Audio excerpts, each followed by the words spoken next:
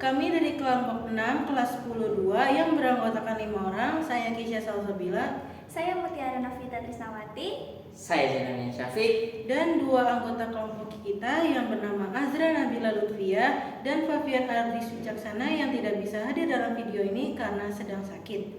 Kami akan mensosialisasikan hasil kerja kelompok kami tentang 12 prinsip kimia hijau. Oke, silakan disimak videonya. cekidot. Kita di sini ingin mensosialisasi tentang 12 prinsip kimia hijau. Sebelumnya Ibu ini namanya siapa? Pertama, Ibu tahu nggak kimia hijau itu apa, Bu? Nggak tahu. Kimia hijau itu upaya untuk mengurangi zat kimia yang berbahaya dalam menggunakan produk kimia atau membuat produk kimia. Kimia hijau mempunyai 12 prinsip.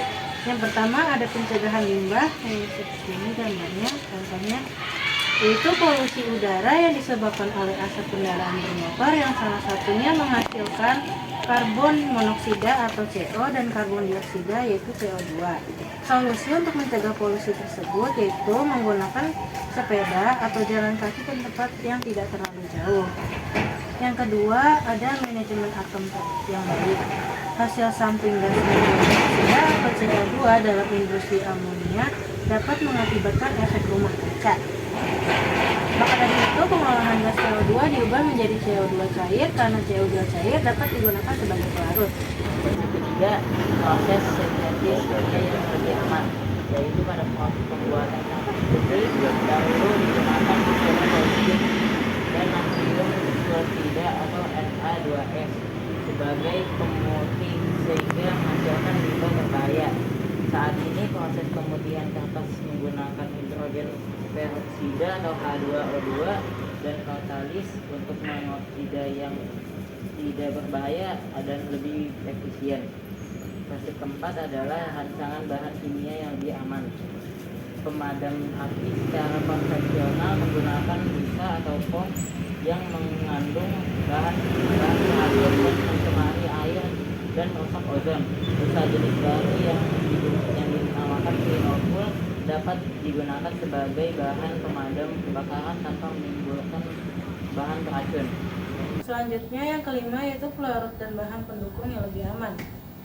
Perkloretilena dengan rumus kimia Cl2C sama dengan CCl2 merupakan pelarut yang digunakan pada cleaning yang bersifat karsinogen atau pemicu kanker, serta dapat mencemari air tanah ketika dibuang. Teknologi baru yang ramah lingkungan adalah menggunakan karbon dioksida cair dan surfaktan sebagai pelarut dalam dry cleaning. Lalu yang keenam ada merancang efisiensi energi. Air dan energi dalam jumlah yang sangat besar diperlukan dalam proses pembuatan chip komputer. Yang ketujuh, Ilmuwan mengembangkan proses pembuatan chip komputer dengan metode superkritikal karbon dioksida sehingga banyak mengurangi penggunaan energi. Yang ketujuh ada menggunakan bahan baku terbarukan. Sel surya merupakan sumber energi ramah lingkungan yang terbarukan, rendah emisi karbon, dan dapat dimassalkan untuk memenuhi kebutuhan listrik yang semakin tinggi. Semakin tingginya penggunaan sel surya mengakibatkan penurunan bahan bakar fosil dan mengurangi pencemaran gas rumah kaca. Yang kedelapan ada mengurangi bahan turunan kimia. Ketika mengering cat minyak berbasis alkil menghasilkan uap yang banyak mengandung bahan kimia organik berbahaya. Saat ini telah dikembangkan campuran berbahan minyak kedelai dan gula sebagai resin pengganti yang dapat mengurangi kadar uap berbahaya hingga 50%. Prinsip kesembilan adalah menggunakan katalis. Industri obat mengembangkan obat-obatan dengan efek samping yang tidak berbahaya dengan metode yang lebih sedikit menghasilkan limbah berbahaya. Banyak proses produksi obat-obatan yang beralih menggunakan enzim sebagai katalis dari semula menggunakan logam sebagai katalis. Prinsip ke-10, rancang untuk degradasi. Plastik dari tepung singkong yang mudah terurai sudah banyak dikembangkan untuk menggantikan plastik yang berbahan baku minyak bumi yang suka terurai. Plastik dari bahan tepung singkong mudah terurai oleh air dan mikroba. Yang ke-11 ada analis secara langsung untuk menghindari polusi.